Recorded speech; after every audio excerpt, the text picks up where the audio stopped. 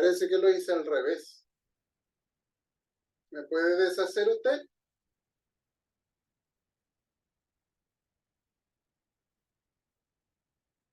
Hermano Luis. Sí, ya Ahora sí. está. Ahora sí.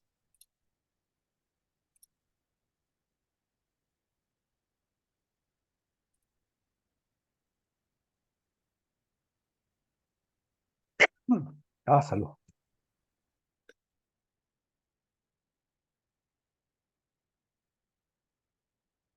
¿Se ve algo? Ahí sí. Ahí sí. Ya. Amén. Que Dios les bendiga, queridos hermanos, en este día. Bueno, Amén. para mí es un privilegio poder en esta tarde hablar de, no, vamos a hablar en términos generales de la palabra, pero desde otro punto de vista. Eh, Hace un tiempo atrás celebrábamos el mes de la Biblia y por lo general nosotros como hispanoparlantes tenemos una cierta predilección por nuestro lenguaje nativo, que en este caso es el español, y es razonable. Y en esa preferencia, por lo general, nos fijamos mucho, por ejemplo, en Casiodoro de Reina, en Cipriano de Valera, pero quizá tenemos un escaso conocimiento de otros próceres de la escritura desde el punto de vista de su difusión, que también estuvieron en otros idiomas. Y justamente hoy día a mí me gustaría hablarles de uno en particular que forma parte de uno de los autores de habla inglesa. Eh, Tal vez ustedes en su casa puedan tener alguna Biblia, por ejemplo, de la versión NBI, y resulta que el principal editor de la Biblia NBI en inglés fue justamente don William Tyndale. Este estudio yo lo presenté no tan extenso quizá como lo voy a hablar hoy día en el grupo de varones, pero yo creo que vale la pena conocer esta historia porque tal cual en un momento hablamos de Julián Hernández, bueno, por el lado del habla inglesa es don William Tyndale y no hay duda de ello y todo el mundo lector inglés o hablante del inglés considera a William Tyndale como el padre de la reforma protestante en el inglés y particularmente en Inglaterra. Quisiera partir esta presentación en esta primera diapositiva justamente con uno de los lemas de don William Tyndale. Y fíjense ustedes lo fuerte, lo valiente que este hombre se atrevió a enfrentarse no tan solo a la Iglesia Católica, sino que al rey de Inglaterra. Tal era su convicción respecto de lo que Dios, así lo decía él, había puesto en su corazón en el sentido de querer hacer llegar la Biblia, que hasta ese momento solamente estaba escrita en latín, a los hablantes y lectores de habla inglesa, que él no escatimó medios económicos, seguridad personal e incluso su propia vida por amor a la escritura. Y fíjense en el lema que sale ahí. Fue una de sus frases más, podríamos decir, importantes y recordadas. Decía así don William Tyndale: desafío al Papa y todas sus leyes.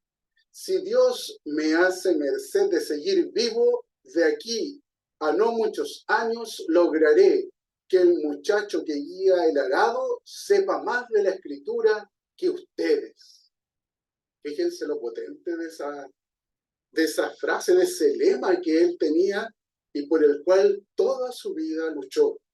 Él era un convencido que la escritura tenía que ser escrita, en su caso particular, al idioma inglés, porque si no, ¿quién la iba a entender más que aquellos que sabían latín?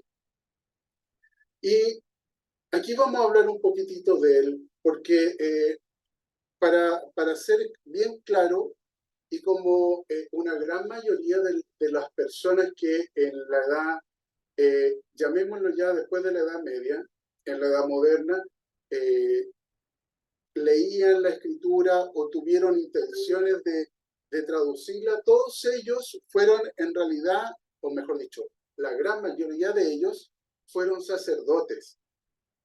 Y eso tiene una razón lógica también. Eran los únicos que hasta ese entonces eran capaces con fluidez de entender lo que la escritura decía. Pero en algunos de estos sacerdotes surgió, y yo creo que esto fue Dios quien puso esto en el corazón de estas personas, surgió este anhelo de que no solamente la palabra en latín se quedara en ellos desde el punto de vista de la comprensión de las escrituras, sino que también hacer extensivo este mensaje a todos, o pensando en aquellos tiempos, a aquellos al menos que supieran leer y escribir. Pero también al ser hablantes del inglés, podía alguien leerles y también el mensaje era transmitido. Recordemos que hasta ese momento habían pasado casi 1000 años de la versión de la Vulgata Latina, única versión que hasta ese momento la Iglesia Católica autorizaba para que pudiese ser un mecanismo de transmisión de la Escritura. Y por lo tanto, dados estos 10 siglos en donde solamente había sido el texto exclusivo, empezaron a surgir estas inquietudes desde la propia Iglesia, no de los que estaban en la cúspide del clero, sino de aquellos sacerdotes que estaban recién incorporándose a este cuerpo clerical. Es así como, por ejemplo, don William Tyndale fue nombrado sacerdote a los 20 años. E incluso desde antes de los 20 años, él ya había empezado con esta inquietud de traducir las escrituras al inglés. Pero para ir un poquitito más en detalle, podemos decir que don William Tyndale nació el 6 de octubre de 1494. Hace poquititos días celebrábamos justamente su natalicio. Y murió el 6 de octubre de 1536. En el día de su cumpleaños se le dio muerte. Su ciudad natal fue Gloucestershire, en Inglaterra. Y fíjense aquí, para que ustedes tengan en cuenta que él no solamente era sacerdote, sino que también tenía un conocimiento en términos lingüísticos especialmente muy elevado para su época, y yo diría para incluso esta época. Si ustedes se recuerdan bien, y tomándome del apóstol Pablo, cuando el Señor lo llama a él y le dice luego a Ananías, instrumento útil me es este. Y resulta que Pablo también tenía muchos atributos lingüísticos y también esta polinacionalidad que en él estaba, y el Señor usó eso que ya tenía Pablo en pro de la obra. Bueno, lo mismo hizo con don William Tyndale. Él se licenció en 1512 en la Universidad de Oxford, una de las principales y más connotadas universidades de Inglaterra. Luego obtuvo su maestría, lo que en este tiempo se llamaría un magíster, en artes en 1515.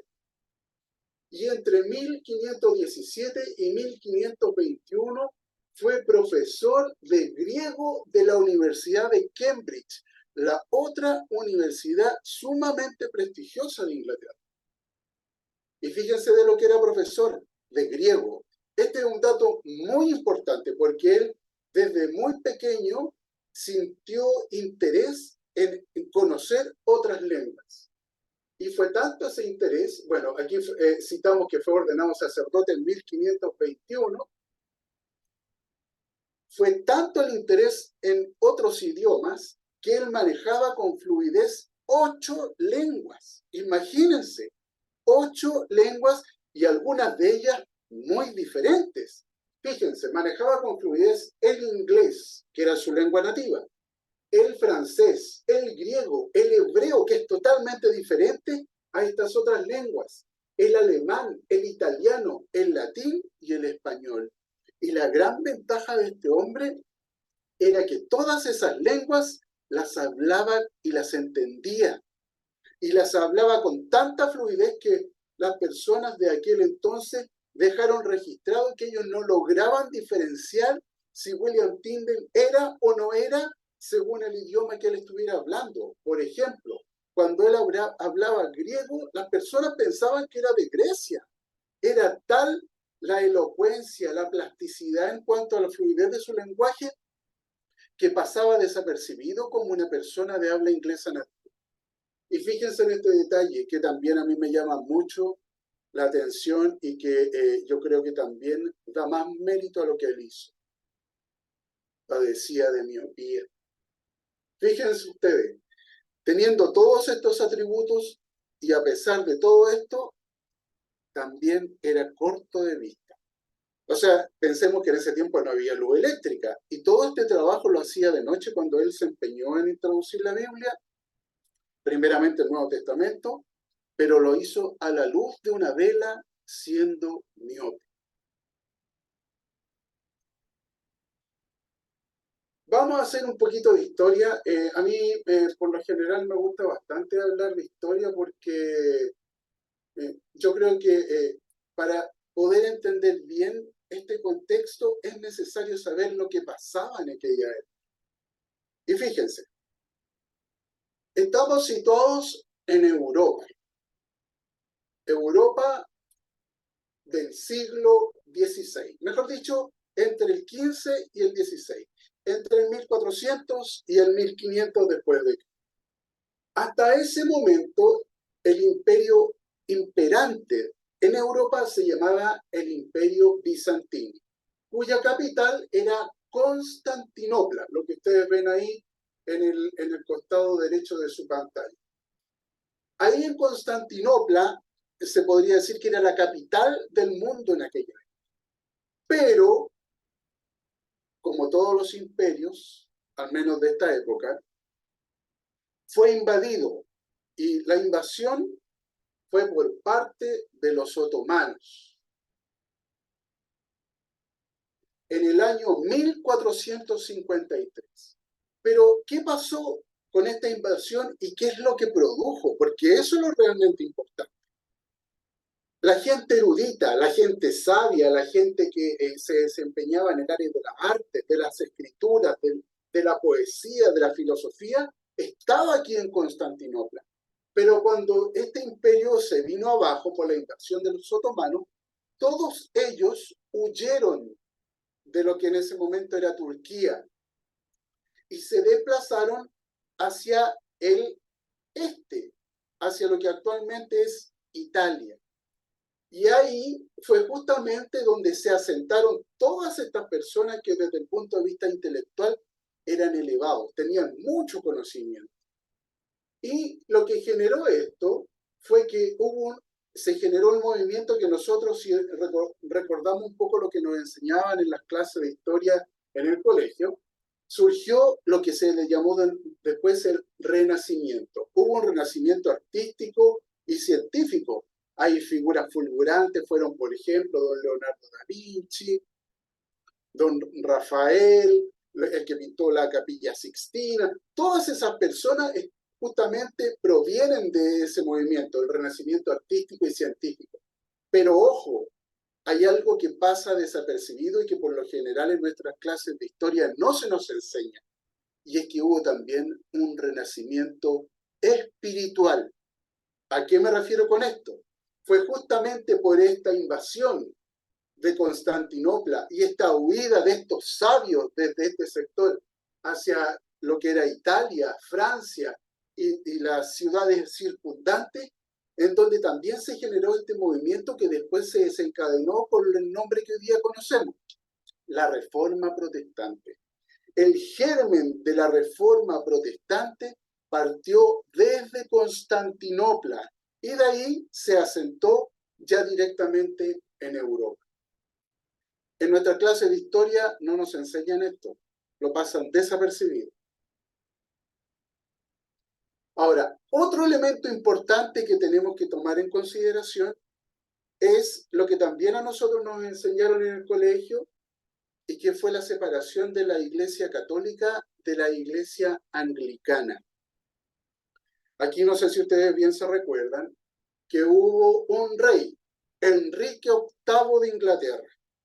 El señor Enrique VIII asumió el imperio en el año 1509 y a la edad de 17 años él se casó con Catalina de Aragón, hija de los reyes católicos, de Isabel de Castilla y don Fernando de Aragón. Recuerden que esos reyes estuvieron cuando ayudaron a Cristóbal Colón para ir a descubrir las Indias, que le llamaba él, pero al final de cuentas fueron las Américas. Pero él se casó con Catalina de Aragón. Pero Catalina no le dio nunca descendencia. Y obviamente un rey que no tiene descendencia, ¿en quién va a heredar el imperio? Entonces ahí él conoció a otra mujer que es la que la acompaña en la foto. Ella se llama Ana Bolena. Se enamoró de ella, pero como él era un fiel defensor de la fe católica, no tenía cómo hacer la imagen del divorcio desde el punto de vista legal. Recurrió al Papa, recurrió a obispo, recurrió a una serie de altos representantes de la Iglesia Católica y nadie accedió a darle el divorcio. La causal que él presentaba justamente era que su esposa no le daba descendencia y al no darle descendencia no iba a haber una línea de realeza que él iba a poner en su hijo o hija. La cosa es que, a fin de cuentas, nunca llegó a buen trato con la Iglesia Católica y a él, motivado por uno de sus asesores, se le ocurrió la idea de separarse de la Iglesia Católica y formar su propia iglesia de la cual él iba a ser cabeza. Esta iglesia se llamó Iglesia Anglicana. Y en el año 1534 se firmó el acta de separación, como se le llamó, y a partir de ese momento ya la Iglesia Anglicana empezó a operar de manera separada de la Iglesia Católica Romana. De paso, fue excomulgado por el Papa, pero ya era tarde, porque Enrique VIII ya había pasado a ser la cabeza de la nueva iglesia. Y ya siendo la cabeza de la nueva iglesia, no hubo complicaciones para él divorciarse de Catalina y casarse con esta señorita que es Ana Bolena, que pasó a ser su segunda esposa de 6. Fíjense ustedes. Ahora, ¿por qué es importante citar a este hombre, a Enrique VIII? Lo vamos a ver después, porque en medio de este cambio de fe que él tuvo desde ser defensor de la fe, como fue nombrado por el Papa, en este caso Clemente VII, después pasó a ser opositor. Pero en este cambio, él conoció a don William Tyndale. Y fue una relación de odio y amor. Primero de odio, porque quiso darle muerte. Y después de amor, porque lo reconoció como uno de los principales gestores del movimiento protestante a través de la traducción de la Biblia en inglés.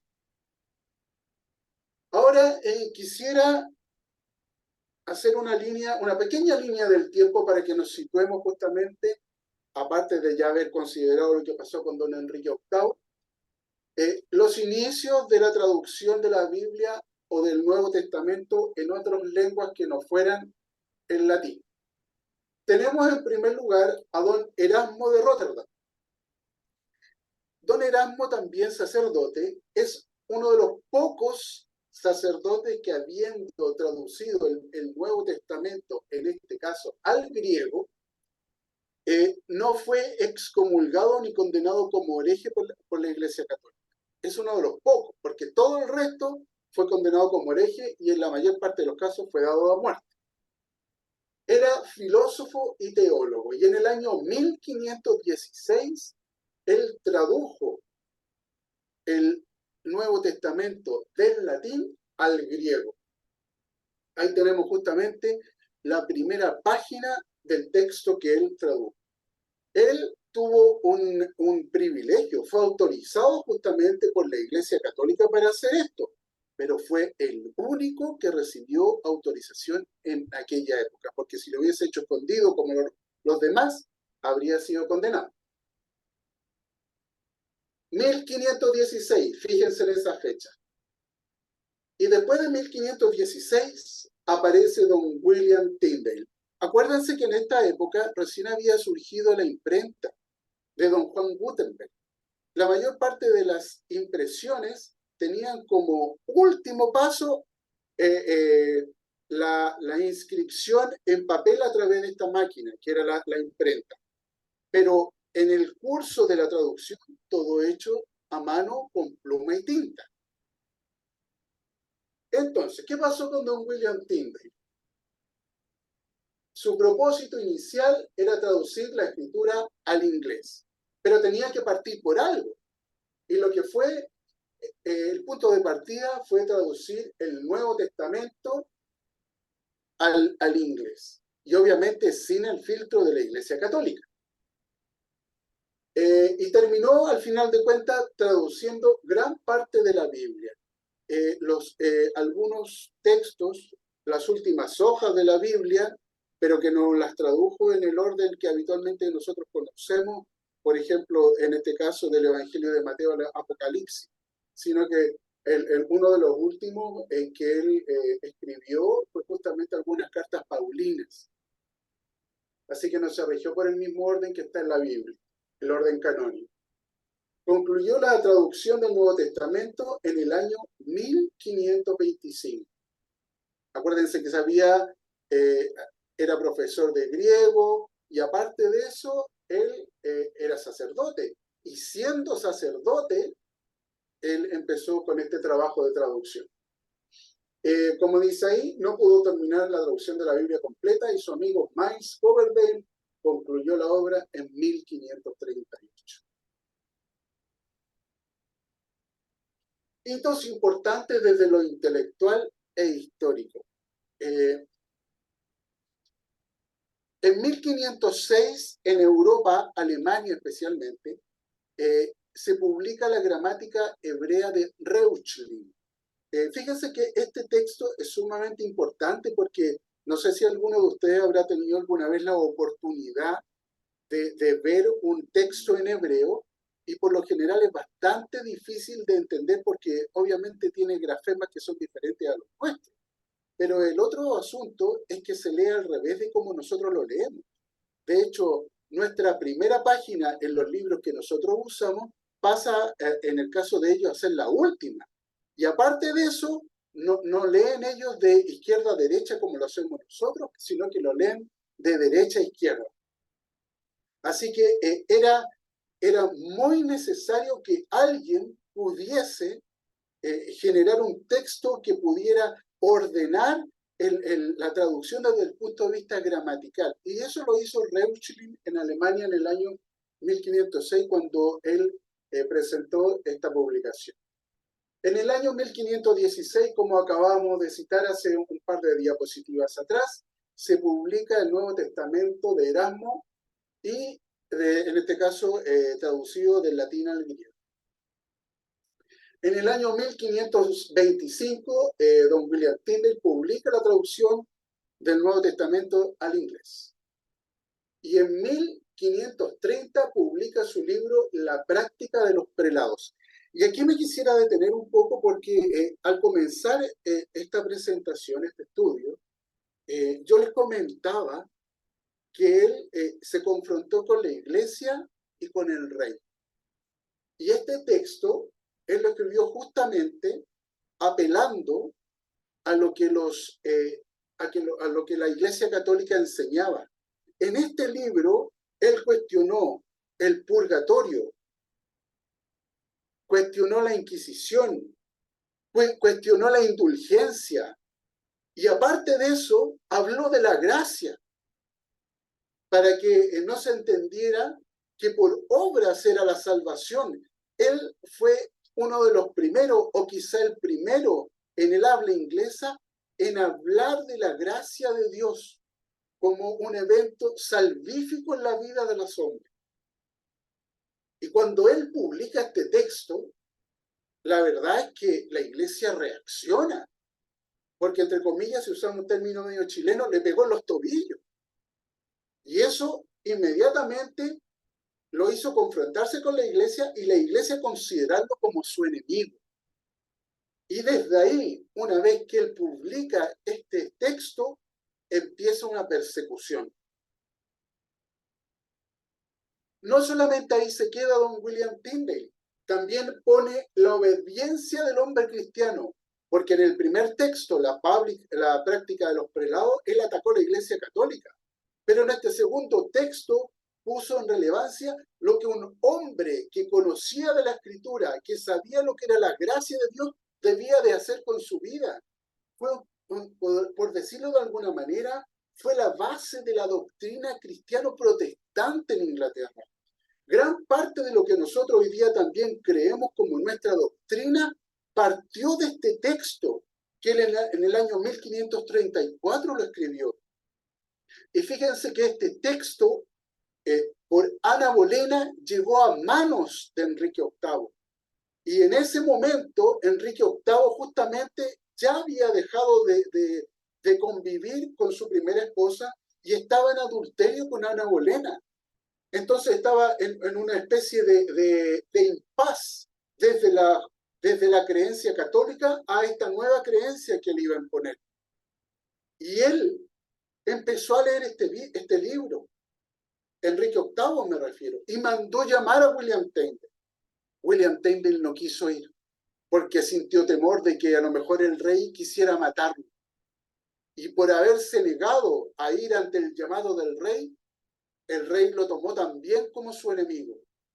Y a partir de este año comenzó la persecución por parte del imperio inglés.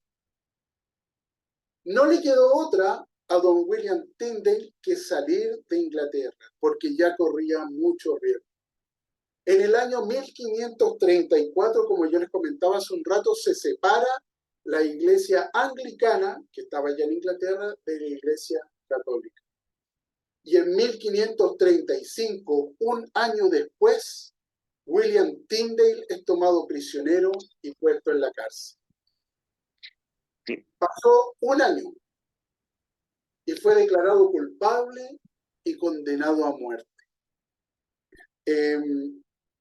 Nosotros a veces quizás hacemos mención en nuestros estudios bíblicos de los mártires.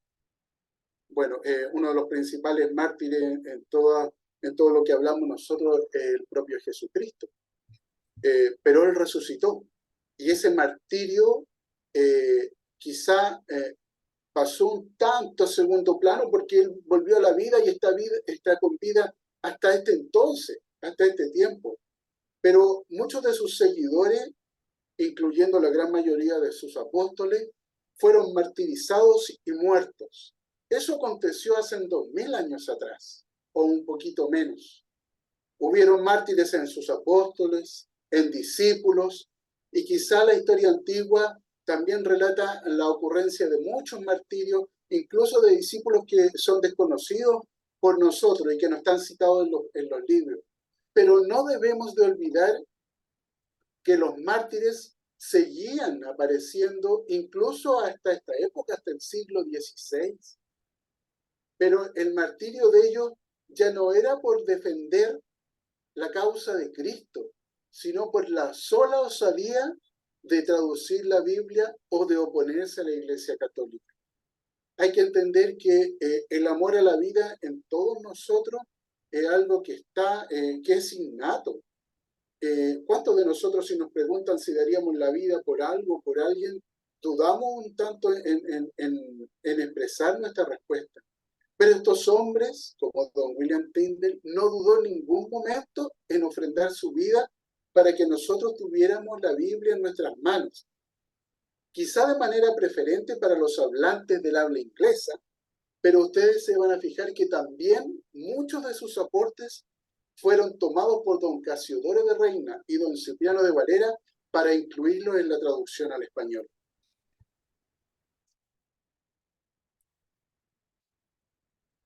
Vamos a hablar un poco de cómo lo hizo don William Tyndale, porque en realidad hay que pensar que si él estaba escondido, obviamente no se podía parar en una esquina y empezar a repartir esto. sino que tuvo que buscar algunos subterfugios para hacer llegar la Biblia a las personas del habla inglesa. Y fijémonos en algo, él tuvo que huir de Inglaterra y él se fue a Alemania. Estuvo en dos ciudades en especial, en Colonia y en una ciudad que se llamaba Worm, a orillas del río Rin, que es uno de los principales ríos de Alemania. Entonces eso quería decir que para hacer llegar este texto en inglés a los hablantes de la lengua inglesa, tenía que sacarlos de Alemania y hacerlos llegar hasta allá. Y es ahí donde él tuvo que buscar recursos bastante inteligentes para poder conseguir su propósito.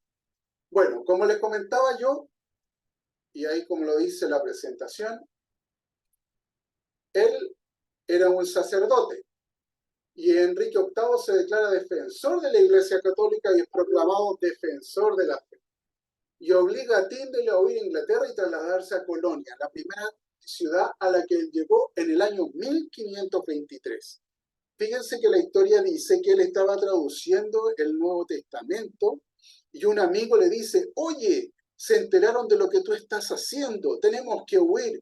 Y él agarra los escritos de la mesa, se los mete en una bolsa y sale corriendo en dirección hacia el puerto para tomar un barco en dirección a Alemania. O sea, él, lo que para él primaba eran los textos que estaba traduciendo. No se preocupó de rescatar nada, ni siquiera ropa. Él llegaba y tomaba sus textos traducidos como su principal tesoro. Y del resto no importaba. Pasaba a un segundo o un tercer lugar. La cosa es que en el año 1524, como dice ahí, termina la traducción del Nuevo Testamento al inglés y ya está él en Colonia y es descubierto, como les comentaba. Les confiscan algunas placas de la impresión y huye a Worms, la segunda ciudad en Alemania, y allá, a orillas del río Rin, imprime en 1526 3.000 ejemplares. Ahora, ustedes podrán decir 3.000 es poco, pero para esa época era una cantidad sideral de textos, porque pensemos que la imprenta era igualmente, aunque fuera una máquina y estuviera mecanizada, obviamente no tenía la velocidad que conocemos hoy en la maquinaria como para poder imprimir eso. Un texto se podía demorar incluso hasta semanas en ser impreso, y eso también involucraba que para traducir y luego imprimir 3.000 ejemplares fue mucho el tiempo que ellos demoraron en hacer eso. Y en 1526, estando en Worms, hace llegar estos textos a Inglaterra. La historia dice que él se hizo amigo de unos mercaderes que transitaban en estos barcos, que también eran de ideas protestantes, metía estos Nuevos Testamentos en sus bolsas, los envolvía en ropa, en telas de algodón, o si no, las metía en medio de sacos de grano. La cosa es que esto después llegaba allá y los mismos mercaderes que también conocían de lo que él estaba haciendo se sumaron a esta labor en la distribución de los textos. Ahora, aquí, bueno, yo creo que siempre el enemigo se opone obviamente a la difusión del escrito. Aquí, obviamente, frente al empeño de este hombre, hizo lo posible porque la Biblia no llegara traducida, o en este caso el Nuevo Testamento, no llegara traducido a Inglaterra. Y a través de un sacerdote alemán de nombre Juan Cocleus, este hombre lo que hace es, a su vez, contactar, Henry Phillips se llamaba este hombre, a un supuesto amigo de William Tyndale. Y Phillips estaba en quiebra, había malgastado todo el dinero de su herencia, y este cura alemán le ofrece darle una recompensa si le ayuda primero a encontrar a William Tyndale y a presentarlo para que sea tomado preso. Phillips acepta la recompensa y también acepta la misión, y él de manera encubierta llega hasta Alemania. Se hace amigo de don William Tyndale, y en un momento en donde le pide a él que salga de la casa en donde estaba escondido, es tomado prisionero por soldados mandatados por la iglesia y por el rey de Inglaterra. Ahora, fíjense lo paradojal de todo esto. Phillips le pagó un dinero a William Tyndale, porque el engaño partió de algo que quizá Phillips nunca pensó que iba a tener un efecto. Le pagó un dinero porque él le dijo que los Nuevos Testamentos él los quería distribuir, pero que no quería que se los regalara, sino que se los comprara. Y William Tyndale aceptó el dinero. Y fíjense que después que fue tomado prisionero, ese mismo dinero fue usado para imprimir más Nuevos Testamentos. Así de paradojal fue esto. Y ahí dice, el dinero obtenido por este engaño sirvió para imprimir 18.000 ejemplares más. Habíamos partido desde 3.000, ahora estamos en 18.000. Y en 1531, don William Tyndale comenzó a traducir el Antiguo Testamento. Pensemos que estábamos a un paso o a poco tiempo de que él fuera tomado detenido. En el año 1535 justamente ocurrió esto.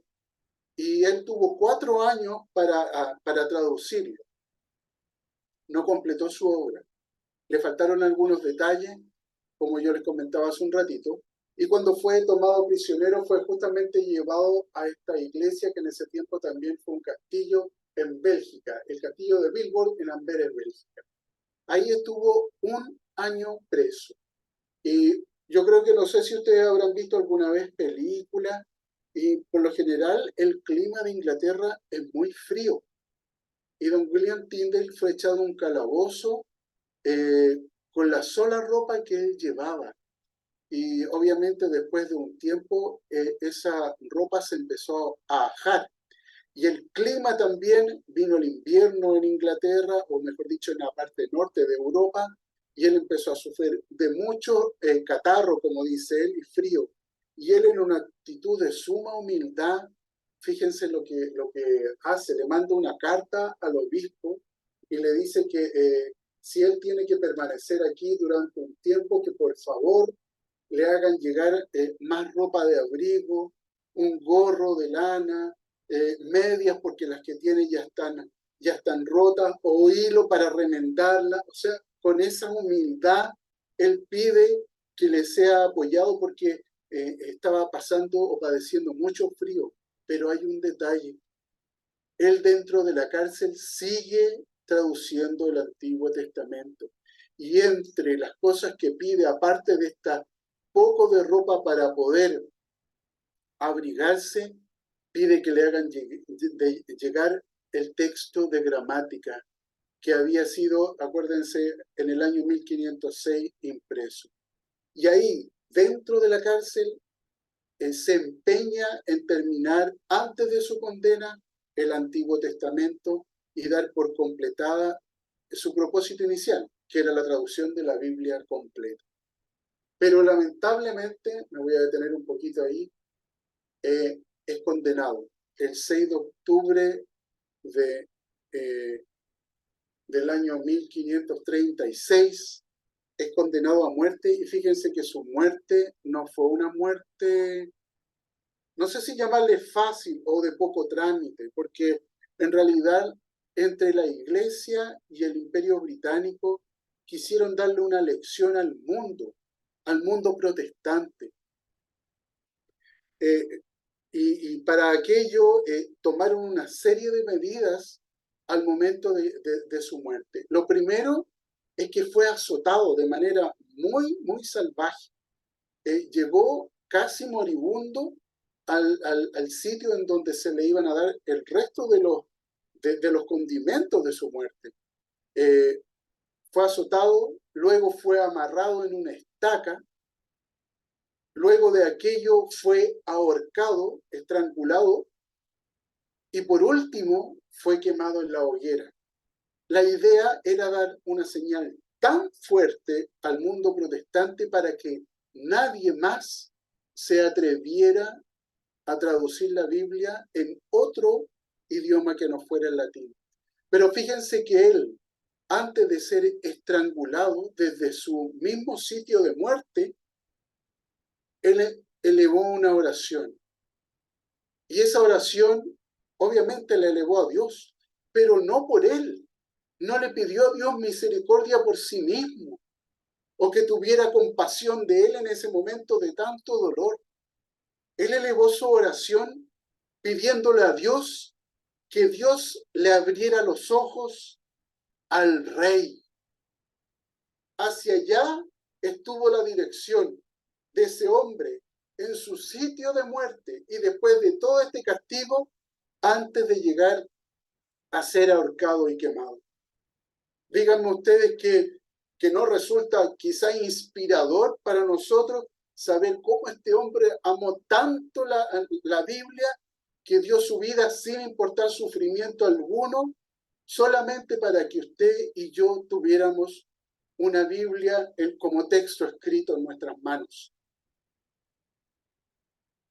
Sus grandes aportes, y yo aquí a lo mejor lo voy a sorprender con la información que le doy. Bueno, ahí está el Evangelio de San Juan, en su primera página del texto, que obviamente es una copia del original de Don William Tyndale. Pero fíjense lo que él hizo. Como él era un erudito en términos de lenguaje, lo primero que hizo fue cambiar algunas palabras que, según su parecer, eran poco entendibles por las personas que iban a leer la escritura.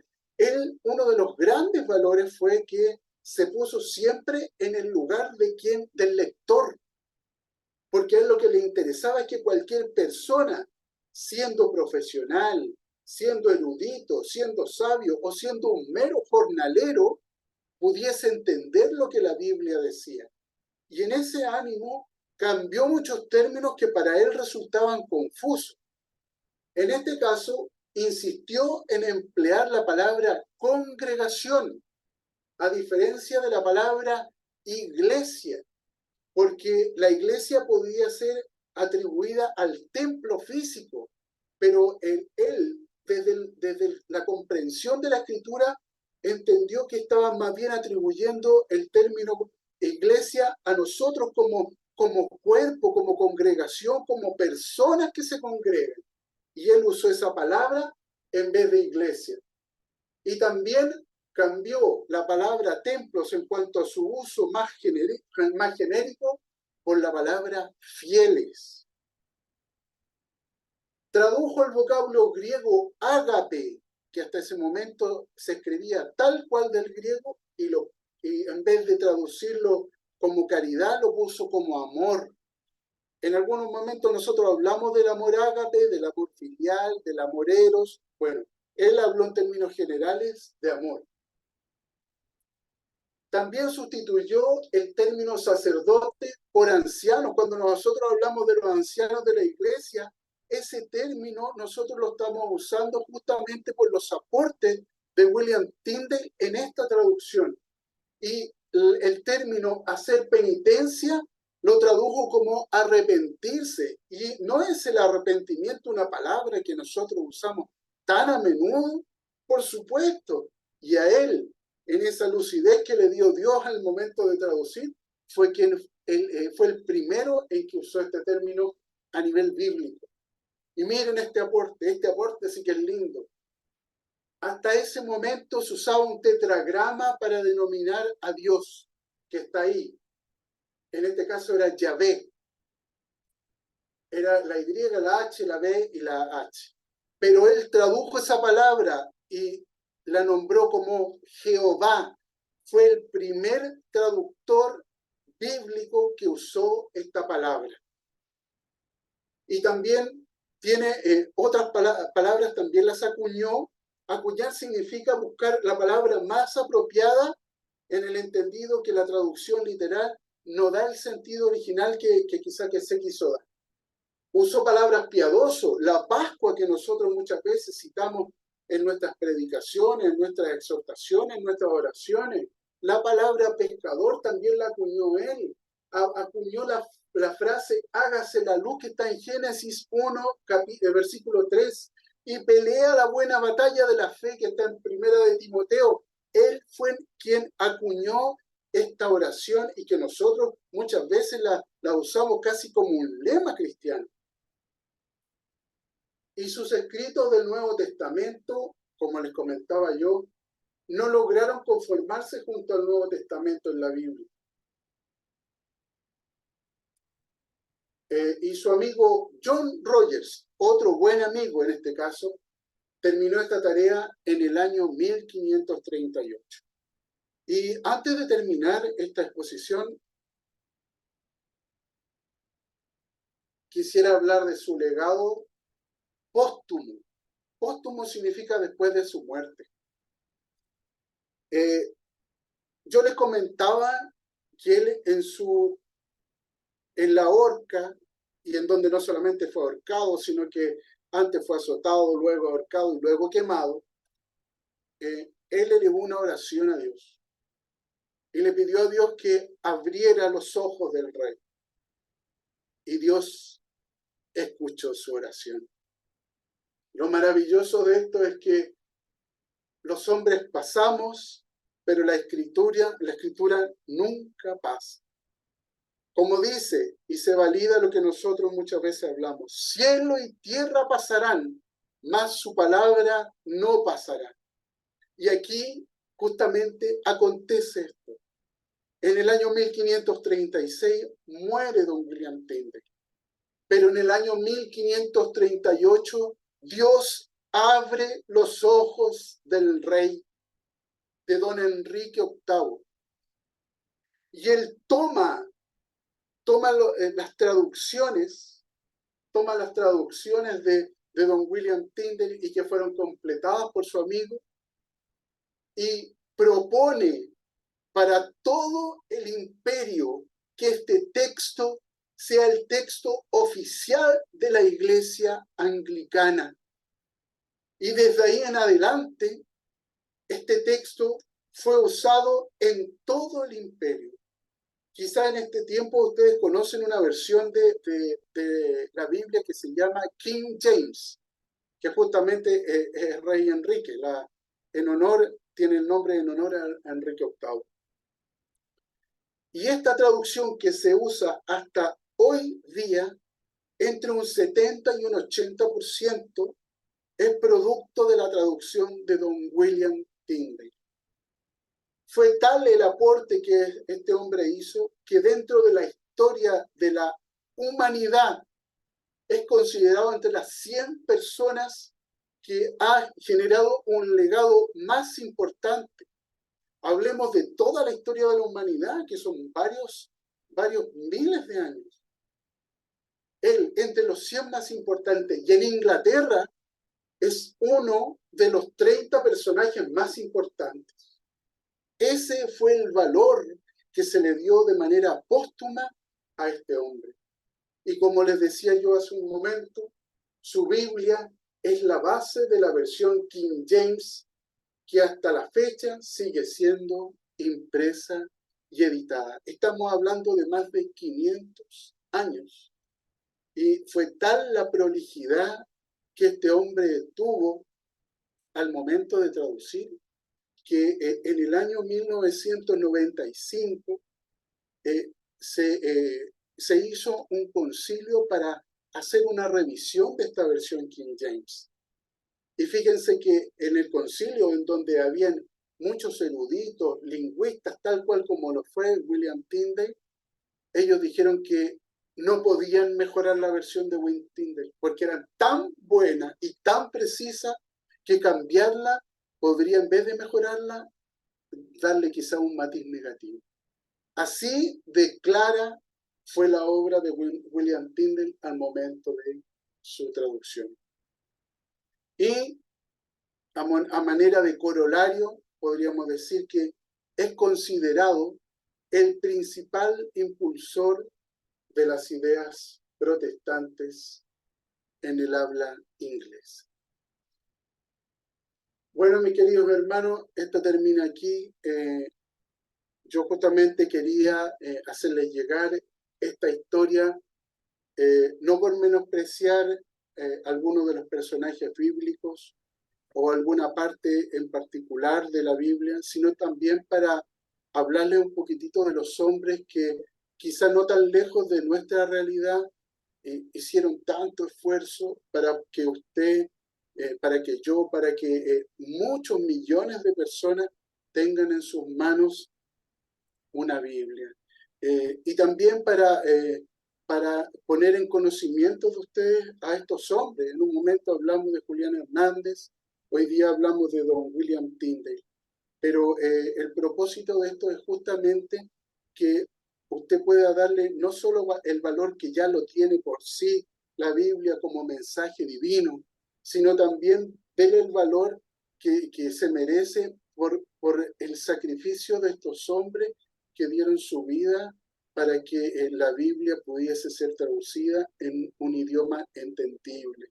Y claro, el propósito más que nada es poner al alcance de usted este conocimiento, por lo cual yo me siento privilegiado, porque de verdad que a mí me impresiona el valor que este hombre tuvo y de cómo, sin importarle nada, su único propósito de vida fue este. Fíjense que él venía de una familia aristocrática,